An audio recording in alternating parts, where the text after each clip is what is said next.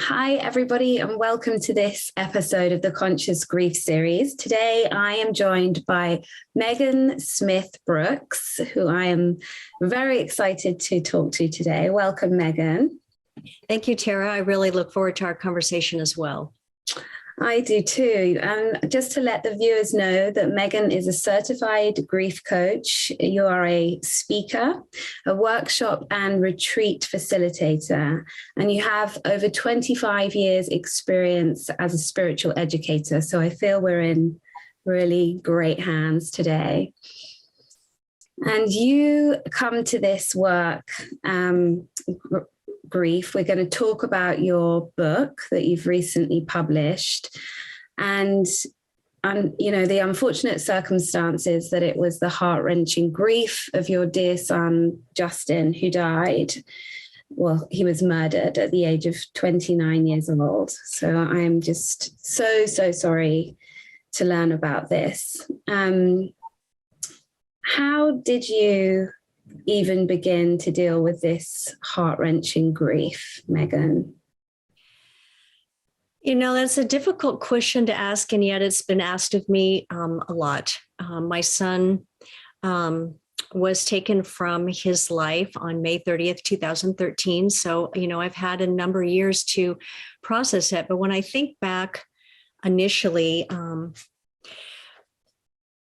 nobody can prepare themselves for the phone call that says on the other end of the line, a loved one has been found murdered. At that time, we didn't know he was murdered, but that he's been found deceased. And as a matter of fact, I may just start right out. I wrote, I was kind of jumping ahead a little bit, but there was a parole hearing for the circumstances. And an excerpt of it was shared to help people to have a voice for those that have experienced trauma and or been victimized and grief and not know how to speak to it. And I used it in an introduction to my book. So I just thought I will use that just to give that sense of what my immediate moment of experience was. I wrote, "My voice speaks to me. I am still grieving my son's loss as if it happened yesterday. There isn't a day that goes by that I don't think about him, wish I could hear his voice, see his smile, or hold him in my arms. My heart will never stop hurting for his physical presence. My world has been forever changed. A bright part of my life is forever extinguished. I've come to realize that the grief I feel will never go away, but become something I just have to learn to live with. There are days that realization makes me angry, that I should not have to learn to live with this loss. I should not have to look at my son's face and remember that I will never see him in the physical reality again. I ache for him every year on his birthday, every Christmas, when I see someone who looks like him or something that reminds me of him. On the anniversary of his death, I'm taken back to that day his brother called and said, 'Mom, Justin is gone. They found his body in the river.' And my heart stopped." And that's the best way I can describe it. My heart just stopped and I had to learn to breathe again. I am so sorry, Meghan. I mean, it's such a big story, yours. And your book, which you've called Unraveling Grief, a mother's spiritual journey of healing and discovery. It's a wonderful title. And, me also being somebody who connects deeply with the spiritual realm. Did you find that your spiritual beliefs helped you with your grief? Oh, absolutely. One of the things that I realized pretty much from the beginning is, and it seems strange, there was a sense of gratitude for some things that were present in my life that helped me in that moment of my most dark moments of despair. And having my foundation of spiritual beliefs, because I'd been working as a spiritual educator and actually I'm ordained minister for a spiritual community for many years. So I was working with people in their own times of crisis and loss and pain and grief. But it was very different to have to step into it for myself. But having had that foundation, I realized it supported me in a way that many people wouldn't have in place. And so I had to find a way to practice what I would offer someone else for myself, and realize that this is a personal journey that we each take when we enter into this land of grief that nobody asks for, and yet it's part of our human experience that nobody escapes from. Mm-hmm. We don't really know. We have been taught how you're supposed to navigate this world that we find ourselves in. And so it's like one step at a time. And I started to observe what I was feeling, how others responded, what was helpful and what wasn't. And that became, I didn't realize at the time, the foundation of what I might offer in my book. Right. Right. And so your spiritual beliefs were a good foundation to start with. But ultimately, you are human, you're a mother, and your son lost his life at the hands of somebody else. So that is a complex thing to have to process. Would you mind sharing with us how you sort of managed, or if you have even sort of reconciled that, the way that he died? I think it really is an ongoing process. One of the misnomers of grief is that it's something you just get over and that you go on with life, because what happens is that the moment you have an experience of loss, especially deep, heart-wrenching loss, it changes who you are. And so you're never going to be who you were. And I realized in my process that it was, as I recognized I wasn't the same, it was getting to know who I am becoming. And it's not easy, and there's a lot of resistance to it. So from the beginning, I had nightmares. I couldn't sleep because if I closed my eyes, my mind would go to thinking about what my son's last moments were like. I had great comfort when the coroner assured me that he had been shot. Ultimately, when he was found in the river, we didn't know what had happened to him, but he'd been shot 3 times, and the coroner assured me that he never really would have known what happened, that he would have died quickly and not felt any pain. The trauma that added to that for me is that his body had been found in a river by a fisherman, and it had been wrapped in a heavy chain attached to a cinder block, and thrown into the river with the hope that he would disappear. So I began with this feeling of gratitude in that what if he had never been found? At least we found him, and we could begin the process of discovery of what happened and how to move forward with that. And every time new information came, it was like it took me back to the moment of where it was literally just felt like a tsunami just hit me and knocked me out of my body, of new information, of trying to grasp my mind around the fact that somebody intentionally chose to take my son's life. And how could somebody do that? And yet we see it on the news and the media around the world all the time. So the first thing that I had to process was, I can't answer that question, why? It's not helpful to me. I can't put myself in somebody else's head and understand why they would have done that. So I have to choose what I can do for myself. And the most important thing is to allow yourself to be comforted, and to find a place of loving myself through this process so that I could grieve. I think some people hold back tears because they feel uncomfortable, or they feel it's a sign of weakness, it's embarrassing. But tears are a cleansing, healing gift that our body naturally gives us. So I found letting myself just sob, the hard, ugly, heart-wrenching crying, to let that out so that I could somehow find a way to breathe and move forward and function each day. And so it was a process of observing myself, what I needed, giving myself permission to grieve. There were days that I had to just literally just say, okay, I'm going to give myself an hour today to feel all this pain, and then I'm going to go on to do what I have to do. Mm-hmm. And so as I compartmentalized, it helped me deal with it without it imploding in inappropriate ways. Mm. So like some people say they sort of dose their grief. Have you heard of that expression, dosing? Not exactly in that way, but yeah, it's like, because it's important that we acknowledge it. You know, we're feeling the pain and it doesn't really matter the source. Pain is pain, deep emotional pain. But something else that I come to understand is that grief is not just the emotional pain from a loss of someone that we're deeply connected with.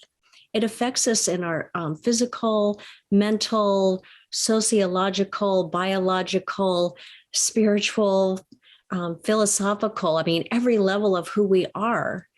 And that's why we wonder what's going on with us. Like, am I losing my mind? I don't seem to be functioning. And it's because energetically it has taken over who we are. Mm-hmm. And like you said earlier, you had to learn to breathe again, literally. Yes. Yeah. And that's one of the first things I offer people in my book. I start out with a breathing exercise because when we can focus on our breath, you realize that our breath is what gives us life. Mm-hmm. It's what sustains us.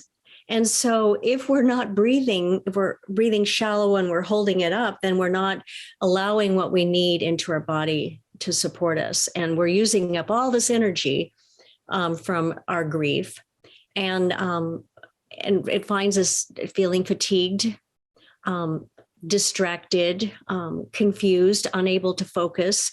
And so if we're not breathing fully to get the oxygen that we need to begin with, then we're not going to be able to manage very well or to even begin to heal effectively. Mm-hmm. So taking time to just breathe and cry are really healing and important. I know. I think it's such an important thing just to remind people it doesn't matter how many times we may have heard it, because instinctively we kind of just want to run away from the feelings. And I'm always encouraging people to sit with them. But we have so much comfort in our lives that whenever we feel anything uncomfortable, we want to change that right away. But as you're sharing, the tears are so healing. You know, they are cleansing and healing us. And to whoever may be watching this, who's really in that pain right now, that to allow yourself to just feel all of those feelings. And you said, you know, you were sort of allowing yourself maybe like an hour of really sitting in it, and then you would take yourself off and do something else. And is that right? Yeah, I mean, I had other commitments and responsibilities in life, and it can be very confusing if you let it just kind of hit you so that it blindsides you in a moment, and then you can't really function. And so it really helped me. It's like if I know I was going to give myself permission to really just go deep into it, I have a process that I call feel to heal. You had alluded to that we absolutely have to go as deep into feeling all our feelings as possible so that we can transform it to be able to move forward in the healing process. Otherwise, it's like it's sitting there waiting for us, and it will sabotage us at times that we don't expect it.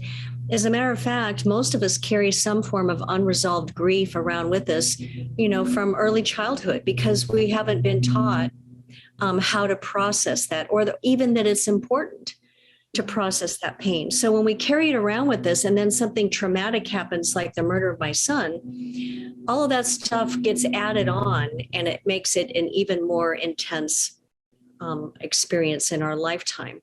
So if we learn to process grief as we go, we're going to be better prepared when the more difficult, heart-wrenching experiences happen, especially in the loss of a loved one. There's times now where I'm still triggered. I might see a young man that looks like my son just walking down the street, And I want to run up to him and give him a hug and say, "You look like my son," but I know he'd think I was a crazy lady. Or I'm watching something on the news, and all this time from the COVID and so much death and loss, and people not being able to be with their loved ones, some really sad stories. My heart goes out to them because I know they're just beginning this process of loss. And how are they managing? Do they have someone to talk to? Do they have a way to process it? I found having somebody that's a good listener, they can just be a presence for you so that you can just download whatever it is you need to get out, rather than somebody that's uncomfortable with your pain and wants to try to fix it for you. How we want to try to help make it better for people, but we can't really fix something that can't be put back in place again. Right. So that's one of the things that I have come to understand, that as soon as we can come to a place of acceptance, that I'm not going to be able to put that experience back into my life in the same way again. Even if my mind argues, we go back in time and say, well, what if I done this, or I should have done that? It's not helpful. In this moment now, this is the way it is. So how can I move forward in effective ways that maybe can bring some new sense of meaning and purpose to my life? One of the things about feeling deep feelings that we're uncomfortable with, that we want to try to avoid, it's almost like we're trying to avoid a part of who we are, because our fullness of life includes the full spectrum of joy and love and ecstasy and bliss and all the things we think that we're supposed to have, and we can and do. But it also includes the other opposite side of things, of that deep sense of pain and grief and loss and sadness and sorrow. And if we don't embrace all of it, then we're rejecting a part of who we are. And that is a very sad thing. Yeah, it really, really is. And I think it's strange how we don't think about that more, that we need the opposites in order to, we don't know what happiness is without feeling the opposite of happy. And that is part of our human experience. I know that you're in, a spiritual community with, I'm sure, lots of conscious friends. Did you have any specific grief support from professionals when you were going through your bereavement? I didn't go reach out to any psychological or grief groups. I'm not really one for going to a group where we just keep sharing our stories. I feel like you can share the story, but then it's like, what's something effective and productive? And I had a lot of tools, and I had colleagues and friends and support. As a matter of fact, when I got the call from my son, I had just arrived at baggage claim in Fort Lauderdale. I'd had my cell phone turned off all day. I was traveling across country, and he hadn't been able to reach me, so he was kind of frantic. And so when I turned on my phone, he had called me, but I was preparing to board on a cruise ship for an annual convention at sea with 600 colleagues. And at the time, I wasn't sure if I should go, but I decided that I would, because there wasn't anything I could do at that time. I was surrounded by all of these wonderful, trained, lovely souls that could just be there to hug me every time I turned around and needed that. And there was all this beautiful music. As a matter of fact, the music would just really trigger my tears. So I would just sit there and sob. But nobody would look at me like I was strange, because they all understood. So it was probably the best thing I did for myself. Being out in the water was soothing. And, so it's giving yourself permission to accept support, to question within yourself, what would support me? What is useful? What would help me right now? And that's what I did. And had I felt I needed to turn to another form of professional, I would have done that, but I felt like I had the connection. But the most important thing is honoring what do I need? Am I struggling? Then who do I reach out to support me? Allowing yourself to have that balance of time alone and time with supportive help. I think we need to process and talk about it. That's one of the things that I noticed probably in the world in general. Maybe there's places that are more open to talking about pain and loss, but we don't really do a very good job about it because it makes people uncomfortable. So I want to encourage everyone to find where you can talk about your loss in a healthy way. And have conversations. I think it opens the door to others that maybe have wanted to talk about their loss, but didn't know how to bring it up. Yeah, quite right. And I think, I mean, it just sounds so amazing, the community that you have of support out there. But for people who don't have that, would there be anything that you would particularly advise people to do in the early throes of grief? What I realize is that in the early throes of grief, we're very fragile, we're very vulnerable, and it can feel awkward to ask for help because we're thrown into very unfamiliar territory. You don't know what to do other than it just hurts so bad, and you can't grasp the reality of what's happened, and a part of your mind is fighting it to not want to accept it. As a matter of fact, yesterday I just got a call from a friend who's had a close friend whose son died by suicide 5 days ago. And, his world is shattered and doesn't know what to do. And she said, can you send him your book? I think it would help him. So, this is my book, Unraveling Grief. Sometimes starting in small ways, reading a book might be less threatening than talking to someone. I think that the first month or two, we're still so fragile that we're not really ready to do any deep processing yet. Mm-hmm. So as a certified grief coach, I do help people take them by the hand to navigate through the grief process, but going in and feeling it, but then how do we move forward?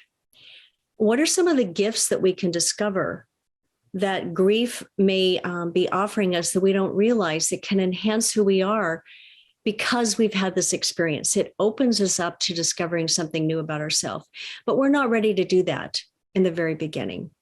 So it's about comfort and care. And I also realize it's important to recognize if we're processing this energy of grief that impacts us, then everything that we allow to support us makes a difference, including the food we eat.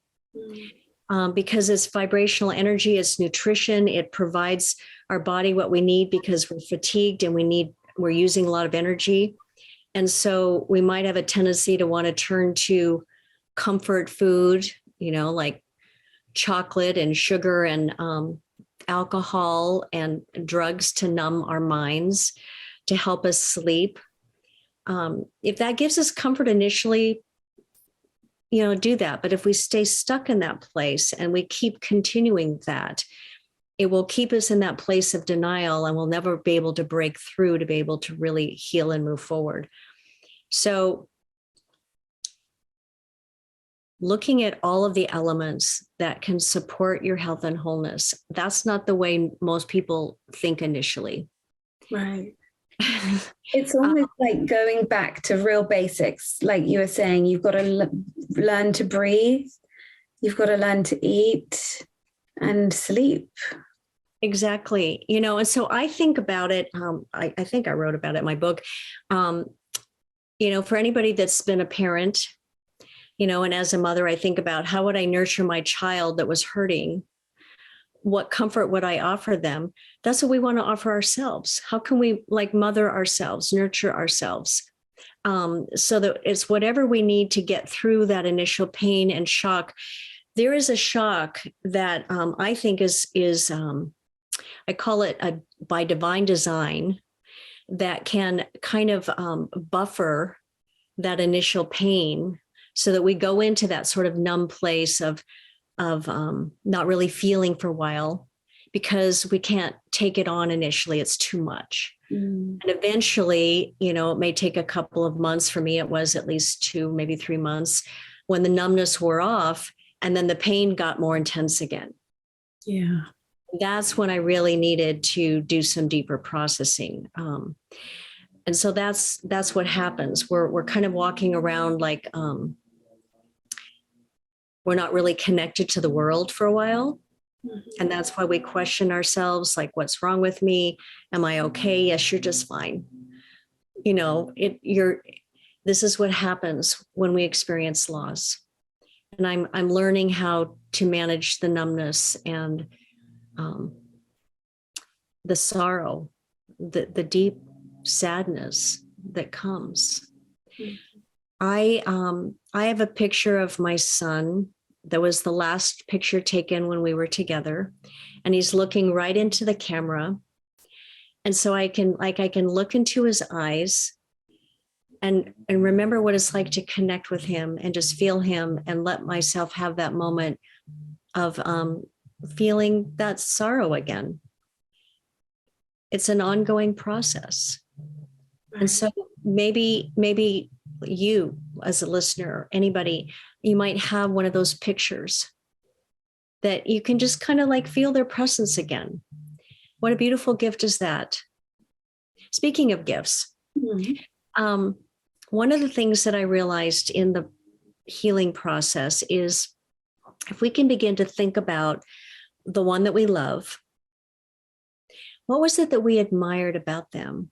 What was it that was really uniquely special about them that we hold dear in our hearts? That's like the legacy that they offer to us of who they were in this lifetime. And so if I admired those things about them, what if I integrated those into who I am? To emulate that, that would be a way of honoring them in the way that I move forward. And so I began to recognize that how I lived moving forward was how I honored my son. Holding back and, living in that place of, being a martyr or victim, it doesn't honor their life. And so we have to have the courage to step out of that. And maybe there's a new perspective that we can learn from really considering what was special about that person. How can I keep that alive through me and how I live now moving forward? That was a huge transition part for me.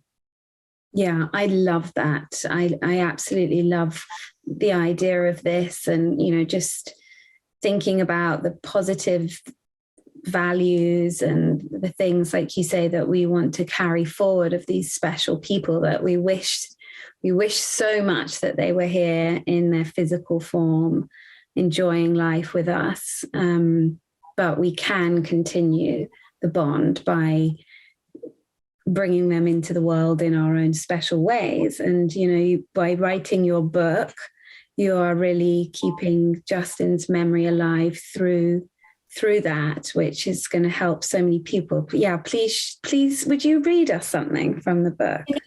Marianne Williamson wrote the foreword to my book, of which I was deeply honored. And, she said she realized that grief is something we need to bring out into the open more and to have the courage to talk about it. And so she recognized that was what really my platform was. But one of the things, actually, I'll read the whole thing if you don't mind. It's pretty short. She said, when you're about to read, what you're about to read is a very big book, not big as in the amount of words or in the size of the physical product. It's big as in the number of worlds that it traverses. It contains a multitude of dimensions that form the contours of a broken heart. Meghan Smith Brooks experienced the greatest catastrophe that can befall a human being. Having lived through her son Justin's murder, she made the Herculean effort to process her grief in the deepest way possible, and she succeeded. She succeeded so much, in fact, that she would not only survive, but she thrived. And she has turned her grief into extraordinary soul medicine for those whose hearts are breaking as hers has. I felt tremendous admiration for Meghan as I read the book. How one would find forgiveness, acceptance, and gratitude after what she went through is almost unbelievable. Yet in reading the book, you can tell that she did. She is raw, she is honest, and she is so intent on aligning with her will and the will of God, even in the most painful places, that she has become a powerful healer of those whose tears she understands so well. But this is the piece that was really touched me. If you are one of those people, I'm glad you found Meghan, and I'm glad you found Justin, for he shines through these pages as much as does his mother, illuminating the greatest mystery of all, that even in death, there are the seeds of new life.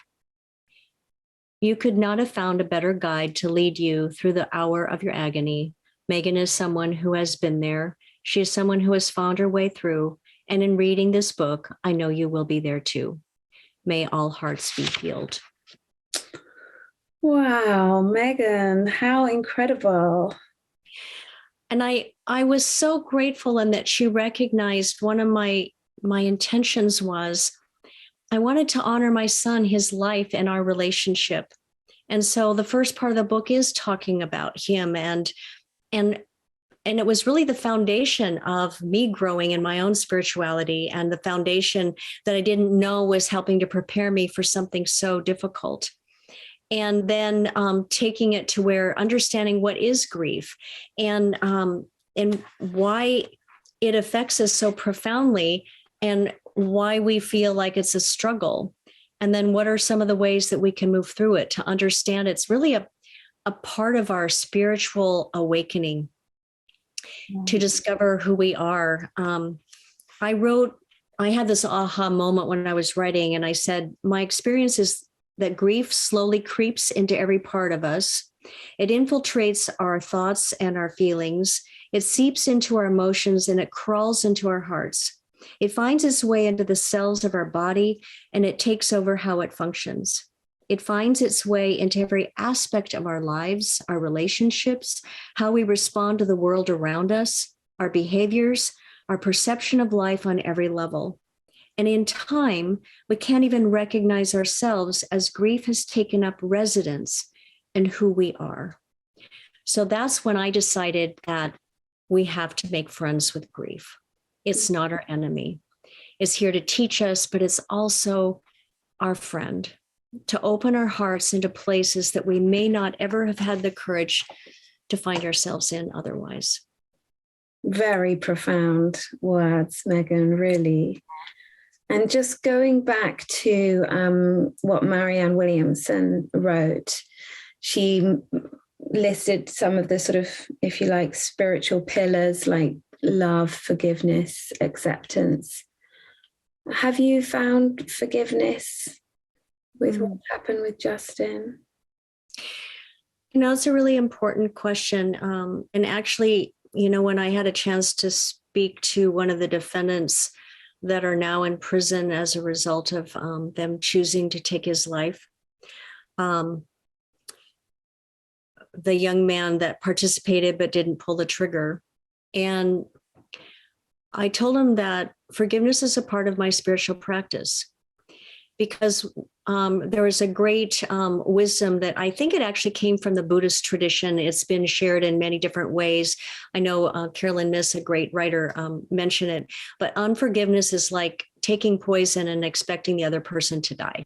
Yeah. And so what we have to realize is that forgiveness is not about letting somebody off the hook. There are consequences for our actions, but I may not be the one responsible for holding them to it. And so forgiveness is something, as a gift I give myself to release the energy that holds me back, that becomes a burden. And so it's freeing. And so I believe that as human beings, we are capable of doing things that we don't recognize the impact that it may have on others, because we're not living in the awareness of our own divine nature. That when we begin to awaken to who we truly are as divine beings, we would not choose to behave that way. And so I can see that somebody that is wounded is going to act hatefully. that is potentially going to be able to do something like murder another, do something hurtful, because they're wounded. They don't understand the impact of the world. And so I can forgive that, their humanity, and recognize that there's a part of them that is capable to choose differently, that can choose better, but it will be up to them to heal that part of themselves and to make better choices. Thank you very, very much for sharing that. I think a lot of people will find that very enlightening and helpful. The last question, and it's just a sort of your own interpretation. There's obviously not a right or wrong answer, but it's asking you how you would define conscious grief. I think that's an important question, because I think most of us grieve unconsciously, and that we just feel like something has impacted us that I didn't choose, that it's not fair, that it's painful, and I want to avoid it. We go about our lives wanting to avoid any of those bad things, and yet it's not possible. So how we manage it best is how we choose to respond in the moment when something happens. And I think conscious grief is being aware that I am feeling pain, and that I can choose to have the courage to process it, to go into the dark abyss of the unknown, and discover what's there that maybe I wouldn't have even bothered to notice before. That conscious grief is allowing us to embrace everything in life, no matter what it is, and say, what is it you have to offer me? I'm willing to listen. I'm willing to use you to move forward, to enhance my life in a greater way. Beautiful. Thank you, Meghan. I love that. How can people find you? And could you tell people about the giveaway that you have got for us? Well, my book is available on Amazon.com, and there are the UK versions and different country versions where you can order it to ship more easily. There is a paperback version and the Kindle version. I have recorded an audio version that's in editing, so someday that will be available. So just hold that intention, please. You can reach out to me at unravelinggrief@gmail.com. And I am happy to share an excerpt of the introduction from my book with you. And also I have a PDF document that is the 5 pitfalls of grief and how to climb out of them, if you would like to that. Or you can also ask me for one of the links to my videos. There's actually, not videos.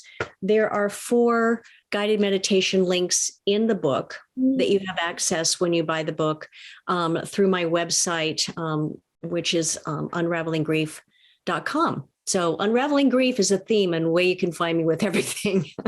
I'm just here to support you. And if you're really interested, I do 30-minute consultations, no charge, just to explore how grief coaching can support you.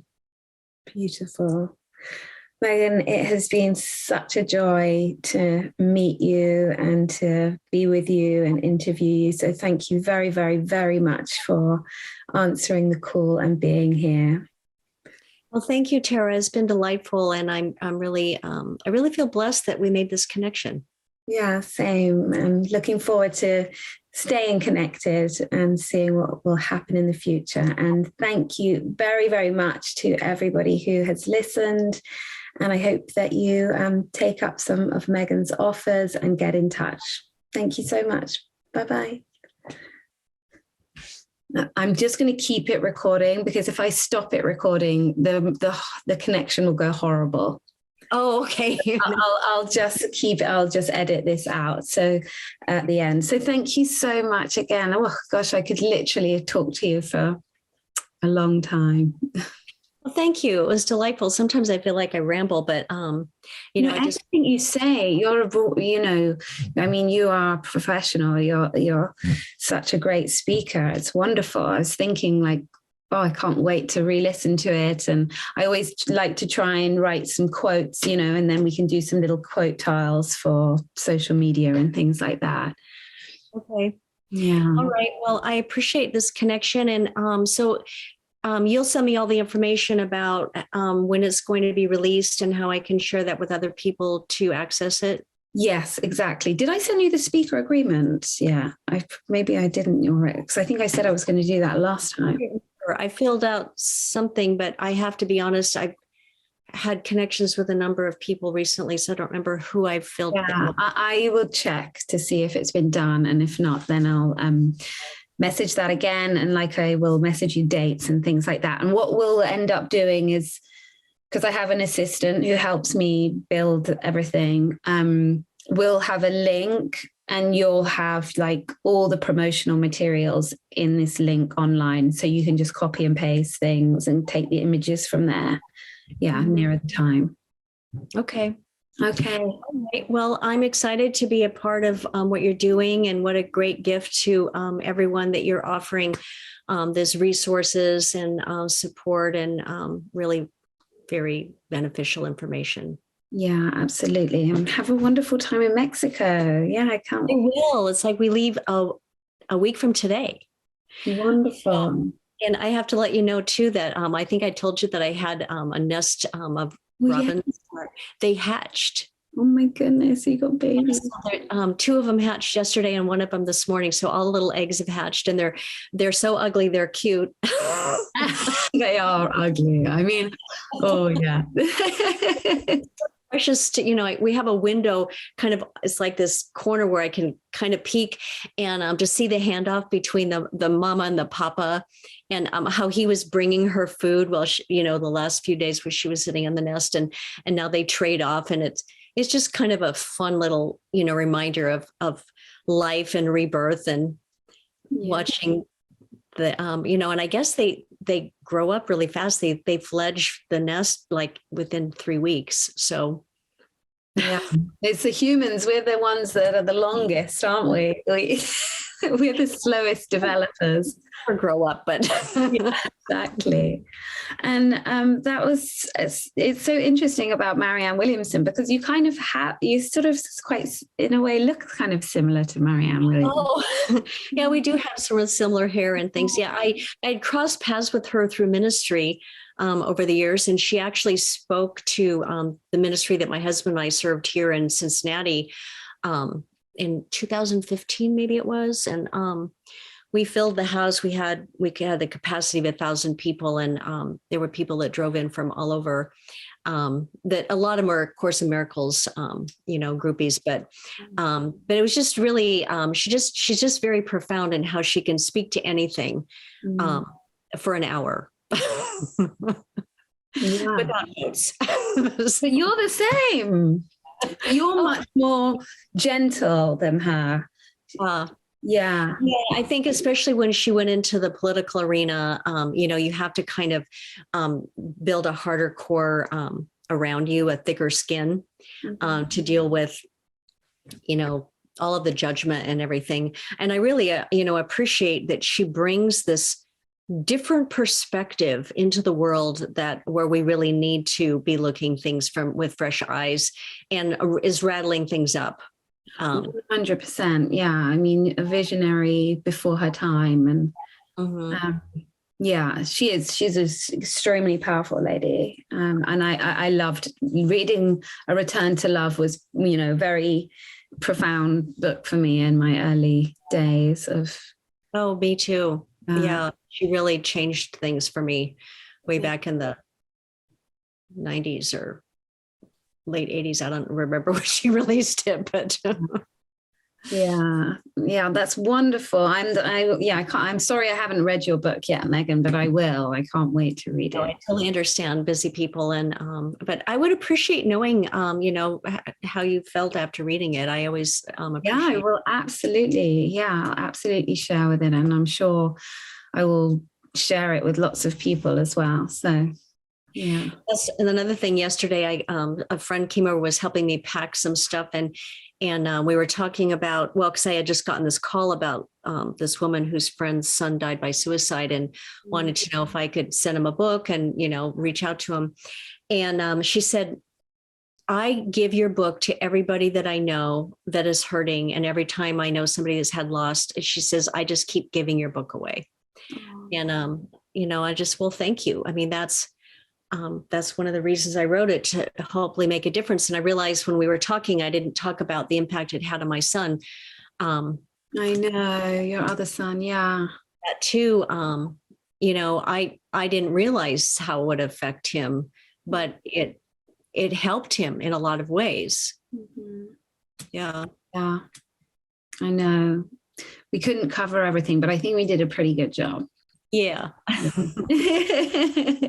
Thank you for the opportunity. I really appreciate the connection. And if I find myself in the UK someday, again, I have been there. Actually, my family lived in Ireland for a number of years in the 1970s.